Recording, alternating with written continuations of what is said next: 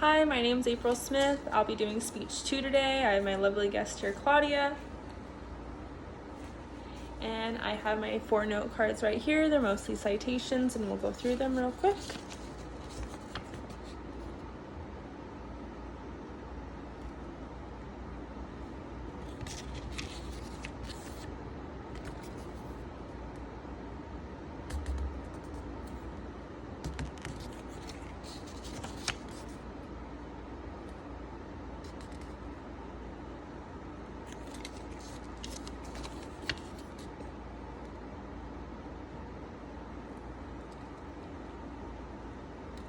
Alright, so let's begin.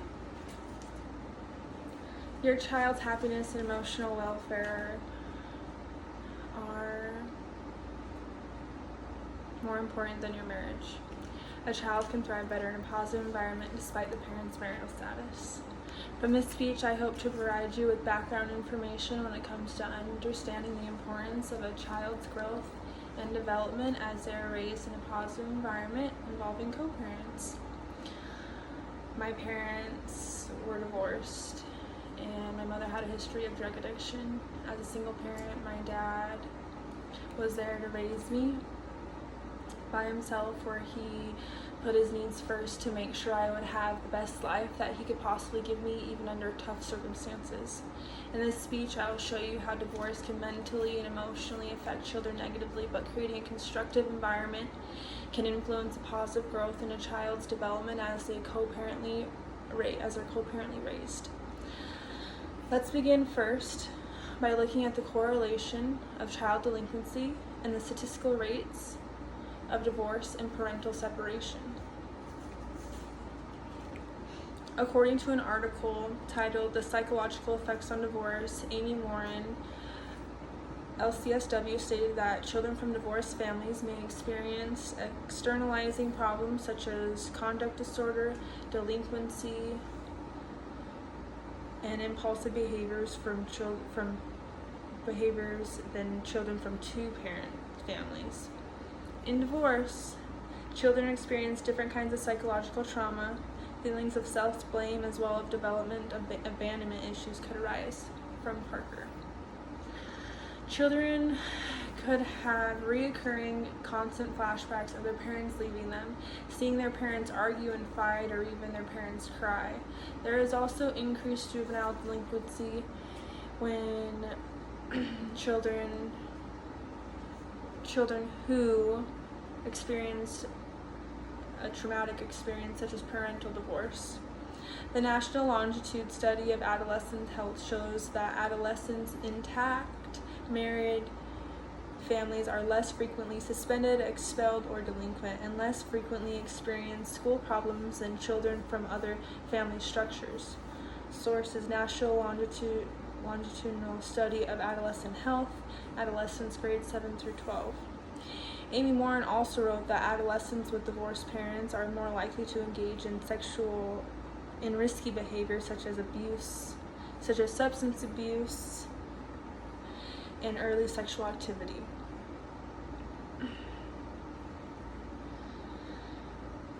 So, succumbing to peer pressure can be a significant factor in how a child would cope during their parental divorce. Their fear and peer rejection to feeling of the abandonment could make them prone to behaviors like drug use and being peer pressured into sexual activity. These statistics don't generally apply to all children in divorced families, but there are certainly plenty of ways for your child to cope positively with any issues that they could encounter during a divorce. Amy Morin made a valid statement when she said that despite the fact that the divorce is tough on families, staying together for the sole sake of the children may not be the best option. Children who live in homes with a lot of arguing, hostility, and discontentment may be at a higher risk for developing mental issues and behavioral problems.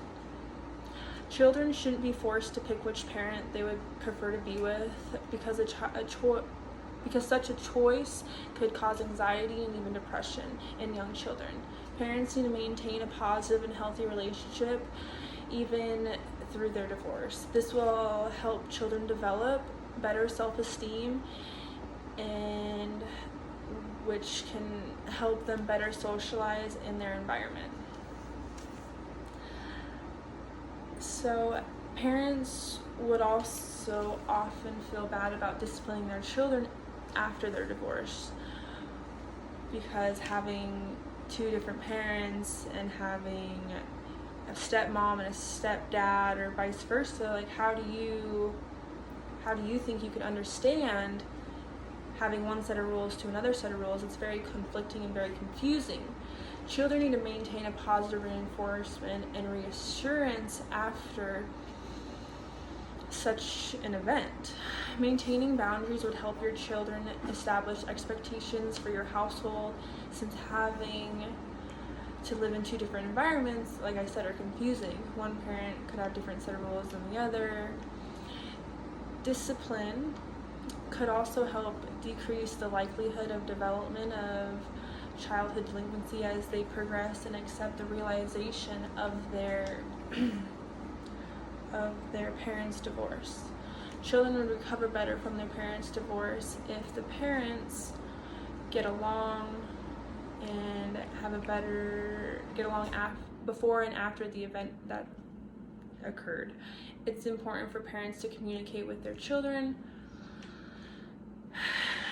with each other, so the spouse, they both can work together if any changes in the environment, in the child's child's behavior are observed.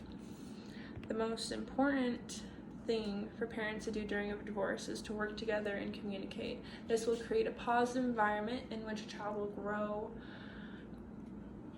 and develop.